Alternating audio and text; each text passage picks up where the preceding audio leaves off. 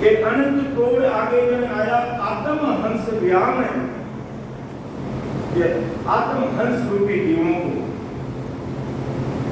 या उस आत्मा का व्याम यानी आत्मा की शादी करने के लिए। शादी का मतलब इस आत्मा को परमात्मा के देश में मिलाना ही शादी है। शादी का मतलब नहीं कि वहां कोई जाकर के कोई परमात्मा बैठा हमें वहां जाकर के फेरे खाने, ऐसा नहीं, वह परमात्मा से मिलना है। लेकिन उसके लिए महाराज ने कहा कि कैसुक देव कोई ब्यावज मांडो, चावे सोलो मुझ पास, ब्रह्म लोक में तेरा मारू और जुगे आस। कैसुक देव कोई ब्यावज मांडो, अरे कोई तो आत्मा ने परमात्मा की प्राप्ति की तैयारी करो, चाहे सो वो मुझ पास। जो इस प्रकार आपुता प्रति प्रेम भाव के साथ में अपने आत्म कल्याण की बात सोचता है और सद्गुरु जी महाराज को अपना निजमन सौंपता है, तो सद्गुरु जी महाराज की निज में अपन चाहते तो सब यही है। अपन सब क्या चाहते हैं कि भी सद्गुरु जी महाराज की मैं अपने ऊपर हो जाए, सद्गुरु जी महाराज की निज में अपन सभी भाई बहनों पर हो जाए, सभी चाहते हैं। लेकिन निजमन देने के लिए कोई कोई भाई बहन तैयार रहता है।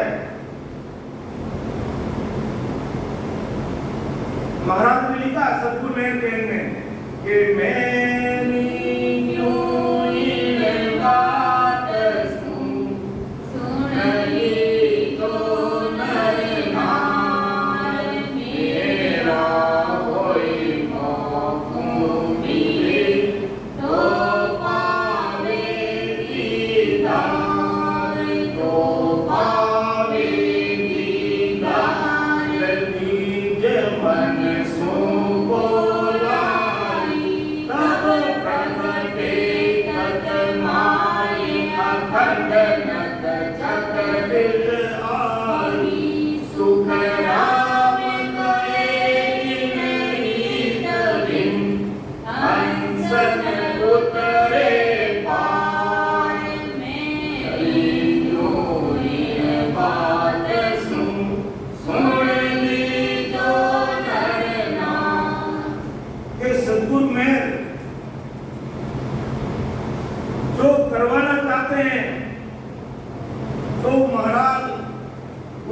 फॉर्मूला बता रहे हैं, उसका सूत्र बता रहे हैं, उसका तरीका बता रहे हैं और बिल्कुल स्पष्ट और सरल और सहज शब्दों में महाराज ने बिल्कुल महाराज का ज्ञान इतना सहज सरल है और पद भी मिलता आनंद पद, परम मोक्ष, जो ब्रह्मा विष्णु महेश शंकर 33 कोटि प्रकार के देवता साधु संत सन्यासी जिनको नहीं मिला उस चीज की प्राप्ति हो जाती है। लेकिन बुद्धि कब है इस फॉर्मूले को अपनाने के। जैसे गणित से उसमें समीकरण होता है, अब उसको समीकरण हल करने का जो फॉर्मूला अगर वो लागू करता है तो वो समीकरण हल हो जाता है। तो इसी प्रकार सद्गुरु जी महाराज की मेहर कराने के लिए हमें भी इस फॉर्मूला का अनुसरण करना पड़ेगा, इस फॉर्मूले को अपने दिल दिमाग में लागू करना पड़ेगा। वो फॉर्मूला कौन सा है कि मेरी ये बात सुन भी तो नरना सदा भाई बहन सुन ली, तो मेरी बात को सुन लेना। मेरा होई मौक़ मिले तो पावे दीदार, मेरा होई मौक़ मिले तो पावे दीदार। तो परमात्मा मिलते हैं, राम जी मिलते हैं, उनका दीदार मिलता है, उनका आशीर्वाद मिलता है, उनका धन्यवाद। मेरा होई मौक़ मिले मतलब आप तो मेरे भाई बहन हैं कि मेरी सत्संग को सुनो, मेरे ज्ञान को हृदय में उतारो और महाराज इस प्रकार बता रहे उसी के अनुसार हमें आते जाते सांस में सूरत शब्द मन और पवन चार चीजों का ध्यान रखते हुए बदलने लगा। तो मेरा हो जाओगे और मेरे से मिलोगे कि मेरा होई मौकू मिले तो पावे दीदार निजमन मुको लाई। निजमन दो, निजमन हमने अगर नहीं दिया है, अगर हमने निजमन नहीं दिया, निजमन की आशा करते हैं तो हम भारी भूल जाते। तो हमें इस भूल को सुधारना है। और जब निजमन देती, निजमन कैसे होती है? जब परम दयाल सतगुरु सुखराम जी महाराज सर शरीर मौजूद थे, रणछोड़ जी रामता की विलय में सामाजिक कार्य से आए थे। परम दयाल सतगुरु सुखराम जी महाराज से मिलने के लिए नहीं आए, लेकिन वो भी ब्राह्मण थे और महाराज भी महाराज की संसार की जाति गुजर कुमार पंचार्य ब्राह्मण थे। तो जाति न्याति के काम से रणछोड़ दास जी खुद पर आए। देखो निजमन की बात बता रहा हूं। तो उन्होंने कहा कि यहाँ हमारी जाति में कहते हैं सुखराम जी महाराज बहुत बड़े संजय हुए हैं, चलते हुए रामा समा कर लेते हैं। और वो सामने में आए, जंगल में आए, राम राम सा करने के लिए अपने जाति बिरादरी के हिसाब से। और जैसे ही परम दयाल अनंत सुख सम्राट आदि सतगुरु सुखराम जी महाराज के पास में आकर बैठे और राम राम सा बोले, और महाराज की दृष्टि रणछोड़ दास जी के ऊपर पड़ी। पढ़ते ही वो केवल ज्ञान प्रकट हो गया। रग रग रोम में राम राम राम राम राम राम राम राम राम राम राम राम राम। बस दूसरा जो बात करने को भूल गए और वो राम जी महाराज जो कला है वो वहां प्रकट हो गई। ये बहुतानी संतों के शरीर मनुष्य का प्राकरण। अब ऐसी निजमेर हुई परम दयाल सतगुरु सुखराम जी महाराज की रणछोड़ दास जी अन्य बातें कहना तो भूल गए और भक्ति में इतने रचमच हो गए कि उनको होश ही नहीं रहा कि मैं कहां पर बैठा हूं। और जब ध्यान आया, महाराज के चरणों में नतमस्तक हुए, प्रणाम किया और कहा, आप एक बार फिर वापस आओ। दूसरी कोई बात नहीं, आप एक बार फिर वापस आओ। तब महाराज का इधर उत्तर प्रदेश बरेली में, बरेली के पास ताराचंद निचोला गांव जाने का समय हो गया। महाराज ने जाने की तैयारी कर ली और उस बीच में रणछोड़ दास जी ने महाराज को निमंत्रण दे दिया। निजमन से, अंतःकरण से महाराज ने कहा, रणछोड़, मुझे मेरे सगे भाई तुलसा जी को वादा कर लिया, उनसे मिलने के लिए मुझे उनको लेकर के जाना, उनसे मिलना है, तो मेरा आना तो संभव नहीं होगा। फिर व्याकुल हो गए, आंखों में आंसू की धारा टूटी। जब आपको एक बार आना, इतनी मेरे पर निजमेर करो।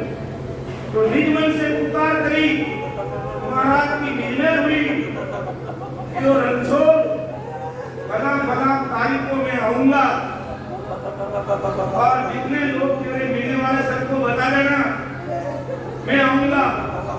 और तय समय अनुसार परम दयाल अनंत सम्राट सतगुरु सुखराम जी महाराज पीरवा पधारे।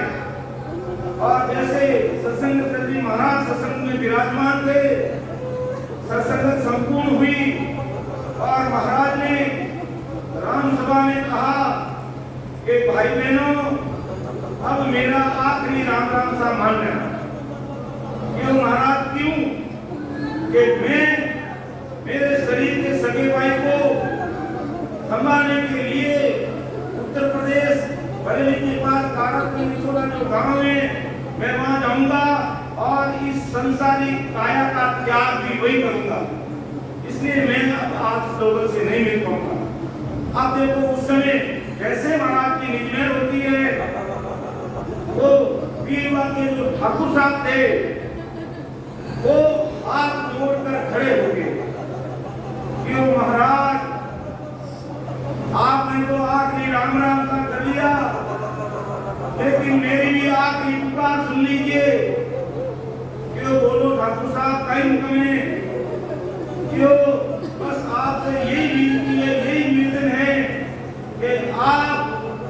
जिस दिन परमहंस पधारो मुझे साथ में लेते पधारो। वो हृदय से, अंतःकरण से ठाकुर साहब के शब्द निकले, फिर मन से महाराज की निज में हुई कि वो ठीक है, राम जी कृपा करेंगे। और वही हुआ जब महाराज परमहंस पधारे, उसी दिन बीरवा के ठाकुर साहब ने भी अपने संसारी काया किया। और उसी के साथ में एक मेघवाल भाई तो पुरानी परंपरा अनुसार सत्संग में सबसे पीछे बैठा, हाथ जोड़कर खड़ा हो गया कि गुरुदेव मेरी भी पुकार सुन लो। ये बोल भाई क्या कहना चाहता है, मैं भी आपके साथ चलूंगा। अब वो अंतर्गण की पुकार महाराज ने सुन ली कि राम जी कृपा करें, ऐसे नहीं कहा मैं लेके जाऊंगा, मैं सब तो महाराज के कहीं नहीं आया कि वो करने वाले सब राम जी ऐसा सही कृपा करेंगे। तब फिर रणछोड़ दास जी ने कहा कि वो महाराज आप तो यहाँ से करीब 2000 या तो 250 किलोमीटर दूर पधार जाओगे और हमें कैसे मालूम पड़ेगा कि मेरे सतगुरु जी महाराज आज परमहंस पधारे। तब रणछोड़ दास जी को कहा महाराज ने कि रणछोड़ देव, जिस दिन बीरवा के ठाकुर साहब और वो मेघवाल भाई अपनी काया का संसारी काया का त्याग कर दे, उस दिन समझ जाना तुम्हारे सतगुरुदेव परम धाम पधारे। तो ऐसी निजमेर हुई। तो महाराज ये कहते अपन सब निजमेर चाहते हैं कि हमारे ऊपर निजमेर हो जानी चाहिए, लेकिन विचार करना चाहिए कि हमने 101 प्रकार निजमन महाराज को दे दिया या ऐसे ही आधा पूरा निजमन दे दिया, टंकोरा कहीं और बजाते हैं तो निजमेर होने वाले। तो मेरी बात सुन ली जो नर नाम, मेरा होई मौको मिले तो पावे दीदार, तो पावे दीदार निज मन सो बोला, तब प्रगटे तत माय अखंड नत जग विचराय। तब प्रगटे तत् ये निज नाम और अखंड नत जग, पूरे शरीर में नाड़ी नाड़ी रोम रोम रग रग में ये नाम ऐसी महाराज के देखे। तब निजमन सुको लाए, निजमन देने पर सुखराम के इन रीत बिन हंसन उतरे पार। निजमन दिए हुए बिना निजमेर नहीं होती है। महाराज स्पष्ट शब्दों में संसार के सभी भाई बहनों, कोई व्यक्ति विशेष को महाराज नहीं कह रहे, संसार के सभी भाई बहनों को कह रहे हैं। और उसने निजमन अर्पण कर दिया। अब ठाकुर साहब के कोई गुण अवगुण महाराज ने नहीं देखे, मेघवाल भाई साहब के कोई गुण अवगुण महाराज ने नहीं देखे, क्योंकि निजमन से पुकार कर दी, आंखों में आंसू की धारा बहने लगी और अरदास कर दी, तो वो अरदास महाराज ने स्वीकार भी कर दी और प्रत्यक्ष प्रमाण उनको साथ ले चुके, उनको साथ। तो मेरा होई मौको मिले तो पावे दीदार, तो पावे दीदार निजमन सुनको, ये फॉर्मूला अपना लिया। तो महाराज कहते हैं सतगुरु साहिब तो इस घर में है, कोई बात थोड़ी, भूला न बोलता फिरे हर कुंडन के बाद, साहिब तो सुखराम के नेड़ा है हमारे। लेकिन सत्य क्या है कुदरत बड़ा प्रकट होने के लिए, केस बराबर हाथ लो जय हंसरा के मोर, तो आखिर खाना पड़े ऐसी कुदरत हो, ऐसी कुदरत हो, ये नीक मन माने नारी का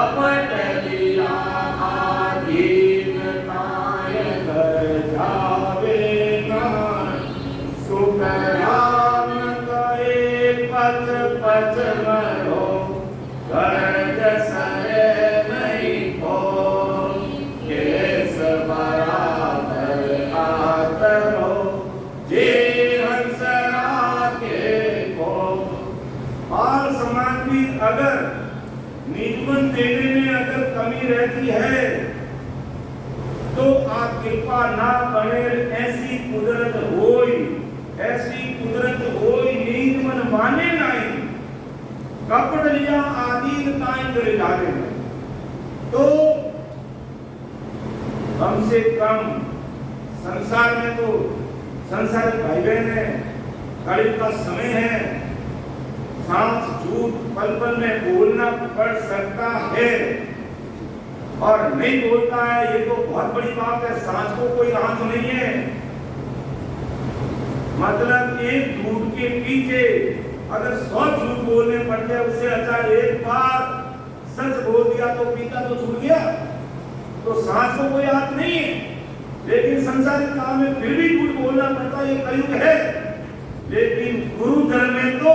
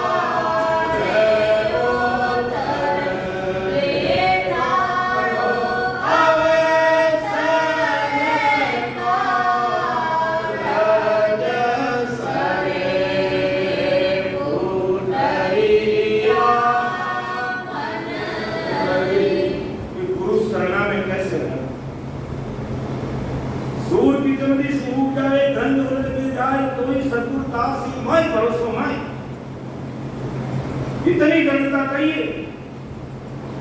और उसका परिणाम क्या कि हमारे गुरु की इमरत धरे, जो गुरु की उनके मुखारबत से इमरत करता है,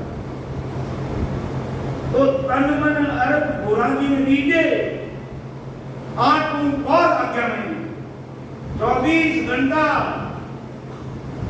गुरु ज्ञान गुरुदेव जी महाराज क्या बता रहे हैं। भक्त तो बोल देते लेकिन उसको फॉलो नहीं करते हैं। क्या बोलते हैं?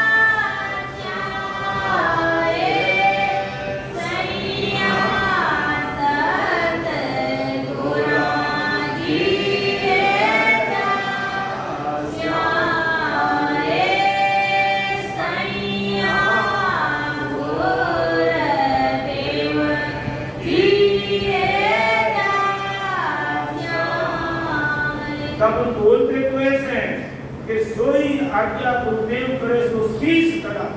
तो ज्ञान गुरुदेव जी महाराज के शब्दों को सुनने के बाद भी टन करते हैं, जो फिर गुरु आज्ञा का हुई। इसलिए तन मन अर्थ बुराकी ने की जो आत्म कौर आज्ञा में पतिव्रत खंड कबू ने कीजे। ये पतिव्रत धर्म है कि एक बार परम दयाल अनंत सुख सम्राट आदि सदगुरु सर्व आत्माओं के सदगुरु सर्व सृष्टि के सदगुरु सुखराम जी महाराज के सामने शीश दे दिया है और गुरु आज्ञा ले ली है। तो ये शीश फिर कई अन्य भक्तियों में नहीं झुकेगा, नहीं इतनी दृढ़ता है। इसलिए महाराज कहते पतिव्रत खंड कबू ने कीजिए, आरे मन गुरु इमृत करे। जो गुरुमुखी है अर्थात महाराज के ज्ञान को सुनकर उसके अनुसार भक्ति में लगकर निगमन दे के निगमेर करवा लिए, खड़ा कर दी है और अपने कार्य में लग गए हैं, वही गुरु आज्ञा है। तो आरे मन कुटरिया मन, इतना महाराज लाड लगा रहे हैं, हे कुटरा मन तू हरि ब्रज पार उतर, हारो अवसर कार्य सरे, तेरा उसी कार्य हो जाएगा।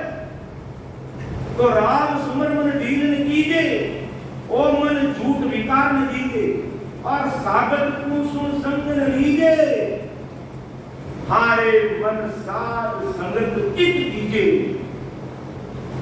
सागर कौन?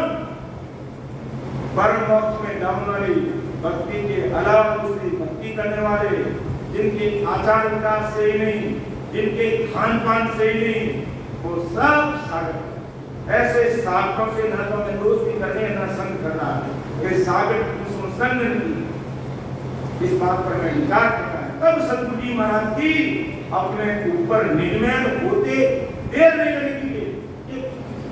कल इस सत्संग में पसंद आए थे, एक पलक और में इतने दूचाटी, इतना बारीक काकर में, जिसने इस तरीके से अपना मन सतगुरु जी महाराज के चरणों में अर्पित कर दिया है, तो उसको समय नहीं लगता है, ये कृपा होते वार नहीं लगता है।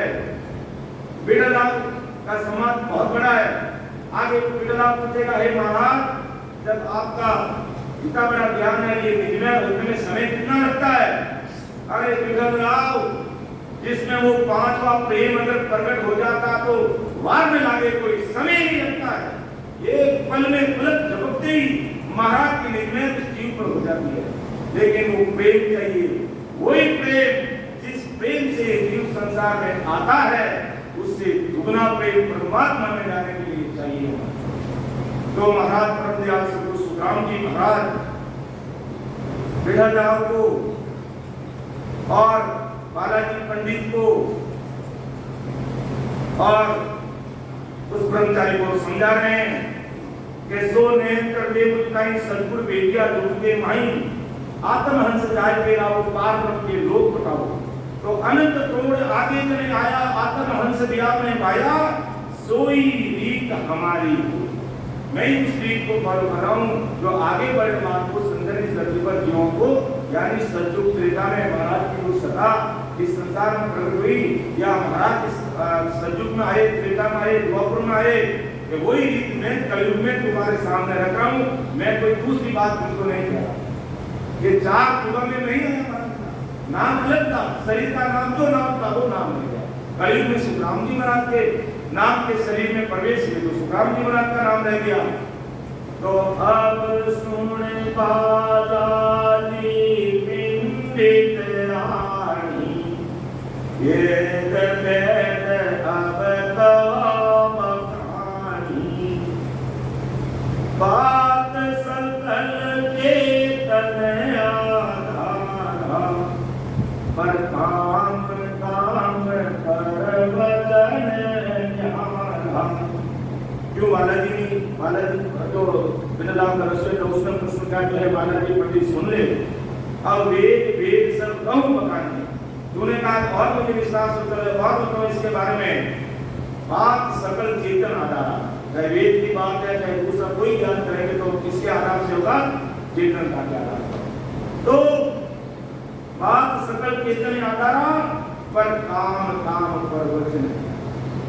ये वेदों का कार्य अलग, वेद का काम अलग, वेद का अलग, सूक्ष्म वेद का अलग, ब्रह्मा विष्णु वेद सबका अलग होता है। सब किसके आधार पर होता है?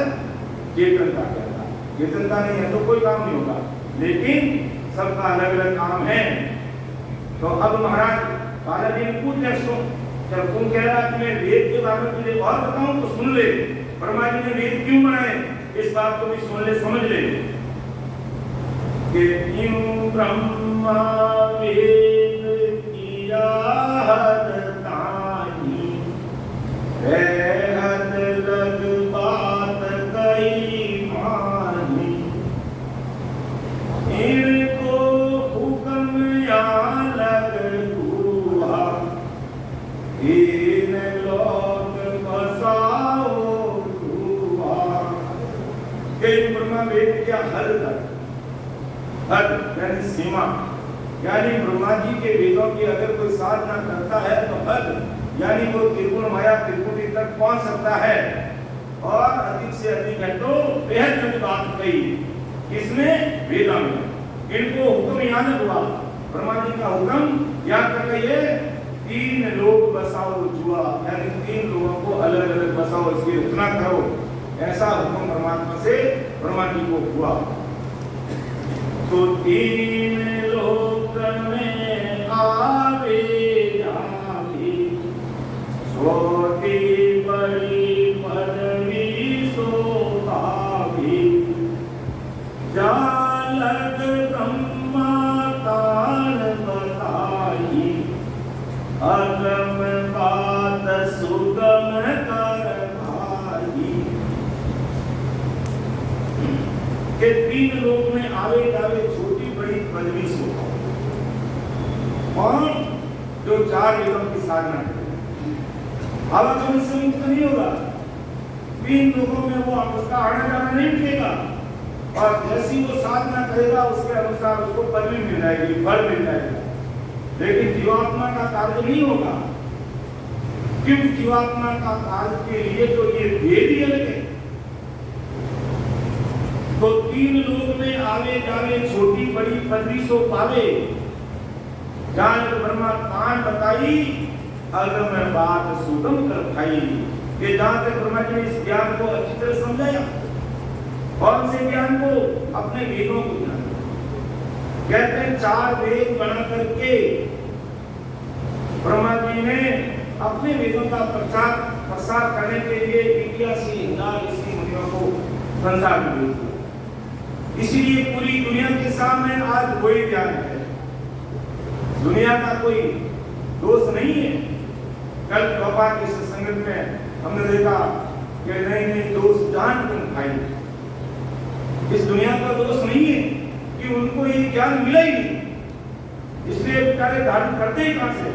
जब बड़े बड़े जो संसार की पूजनीय महात्माओं को भी नहीं मिला तो दुनिया तो बेचारी भूल मान सकती है।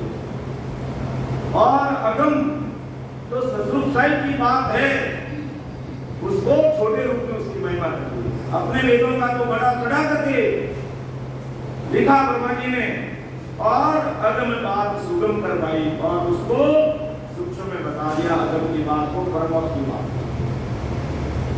के। और क्या क्या ब्रह्मा जी ने के शोभा कई सो पद होती, पर मिलने की विद कई न कोई, दिन को अर्थ सुने हो भाई, आविद तयारद ए जाही। के वो परमात्मा इतना है, इतना बड़ा पराक्रमी है, वो सत्सुखाई परमात्मा है, सबका मालिक है, ब्रह्मा विष्णु महेश, आपको हमको सबको बनाने वाला है, लेकिन उस पद में झट मिलते कैसे हैं? ये बात वेदों में कही नहीं। तो शोभा कई सो पद हुई, पर मिलने की विधि वेदों के अंदर नहीं। इनको अर्थ कोष में भाई आप भी तो कया रहे, अगर ब्रह्मा जी वेदों के ज्ञान को एक तरफ रख करके सद्रूप साहित्य के ज्ञान को आगे रख देते तो ब्रह्मा जी के 4 वेद रद्द होते। इसलिए ब्रह्मा जी ने अपने 4 वेदों को बड़ा चढ़ा करके लिखा और आनंद पर उस परम मोक्ष की प्राप्ति के बारे में सूक्ष्म में थोड़ी सी महिमा शोभा कर दी। इससे ज्यादा कुछ नहीं कहा। क्यों? उस देश में जाने के मिलने के लिए तो ब्रह्मा जी के पास कोई थी नहीं। समय हो रहा है लेकिन संतों ने कहा आज 9:10 तक मुझे लेना है। 10 मिनट रहे हैं। महाराज आगे फरमाते हैं, ब्रह्मचारी को समझा रहे हैं कि ब्रह्मा को कारण इन लोक मर जाता सोई, इन कारण ये तान बताई, इन बिन रीत सकल जग माही। तो ब्रह्मा जी का ज्ञान 3 लोक में मर्यादा है और 3 लोक को मर्यादा में बांध देंगे। इस प्रकार जीवन में मर्यादा है कि कैसे जीना, वो सारी चीजें ब्रह्मा जी ने अपने वेदों के ज्ञान में बता दी। फिर कारण एक तान बताई, विशेष करके समझा करके लिखा उनको और बिन रीत से बड़ा चढ़ा करके 4 दिनों के बारे में लिखा कि और कछु तुम वेद बताओ तो आसुन बुध हृदय में लागो, और बीत सब बिन बिन बाकी, परम मोक्ष की जो समदागी। और कभी तुम वेद बताओ, आसुन बुध हृदय में लाओ। इस चीज को हृदय में विचार करो कि ब्रह्मा जी ने अपने वेदों की बात भिन्न तरह से समझा करके भिन्न तरीके से लिखी, लेकिन परम मोक्ष की सूक्ष्मता, परम मोक्ष की प्राप्ति की बात सूक्ष्म यानी छोटे रूप में कह करके इसे मान ली और अपने वेदों को बड़ा चढ़ा करके और फिर बनाने के बाद भी 4 वेद लिखने के बाद भी 81,000 ऋषि मुनियों को इस संसार में भेज दिया।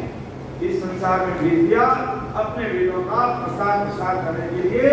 और उसका परिणाम आज ये हुआ कि घर में वेदों का ज्ञान, घर में इन शास्त्रों का ज्ञान है, घर में इन पुराणों का ज्ञान है, लेकिन सद्रूप साहित्य की भक्ति जो भाग्यशाली नहीं, परम भाग्यशाली जो जीव है उनको मिलती है।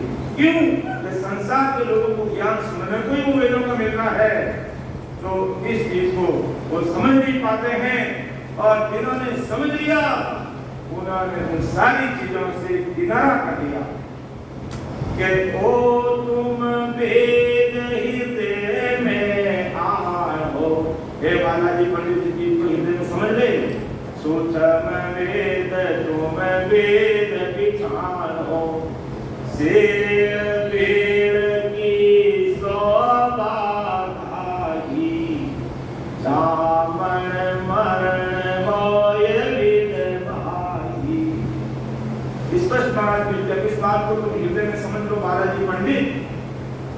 जब तुम सूक्ष्म वेद समझ सकते हो तो मेरी बात को सुन लो। ब्रह्मा जी ने वेदों को ज्ञान को वेद यानी साकार को निराकार, निराकार को साकार बता दिया और सेव वेद की शोभा कर दी। उस ज्ञान से जन्म मरण होता रहता है। अगर ब्रह्मा जी ये बात कह देते कि 4 वेद ढूंढ के अंत कहोगे राम, अगर ये बात समझा देते, लिख देते, बता देते सबको, तो फिर दुनिया वेदों को नहीं करती, फिर राम राम कहेंगे। लेकिन इस बात को ब्रह्मा जी आगे नहीं दिया। क्यों? कि ये सद्गुरु जी महाराज का जो ज्ञान है, संत है, वो सब है। और ब्रह्मा जी उन सब की महिमा करके उन सबको अगर आगे रख देते तो अपने 4 वेद वही रद्द हो जाते। इसलिए जो परम भाग्यशाली जीव है उनको सद्गुरु जी महाराज का शरण मिलता है। और जिन्होंने सद्गुरु जी महाराज का शरण धारण कर लिया और हृदय में सद्गुरु जी महाराज को मान लिया, इस ज्ञान को उतार लिया, तो पराक्रम क्या? मारा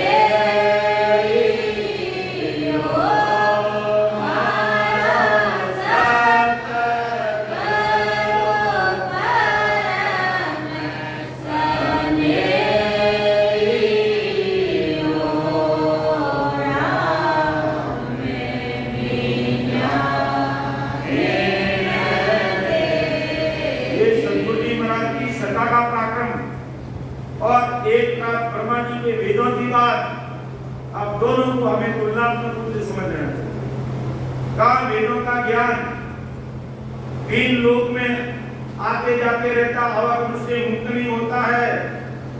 और सद्गुरु जी महाराज से जिसने स्नेह कर लिया, हमारा सद्गुरु परम स्नेही राम मिलिया मिल गई, इस शरीर में राम मिलते। और विशेषता क्या?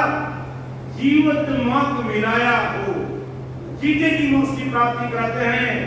मरने के बाद में तो झूठा विश्वास है, इसलिए जीते जी अपना कार्य हमें करके तैयार करना, क्योंकि काल कसाई अपनी कमर कसे हुए है।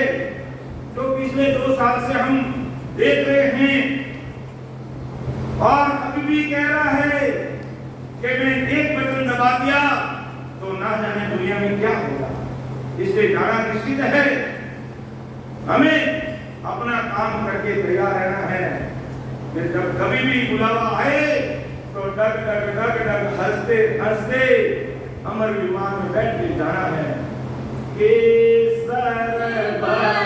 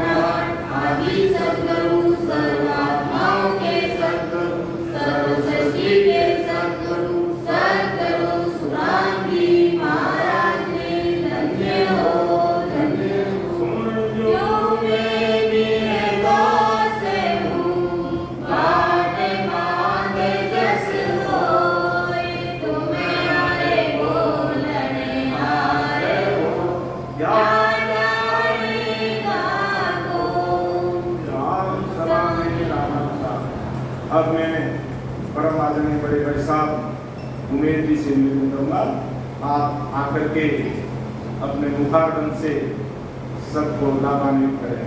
कहते हैं गटगट की वाणी, गटगट का पानी और गटगट की वाणी, महाराज का ज्ञान एक ही है, सबका समझाने का तरीका अलग है। बड़ा पैसा उठे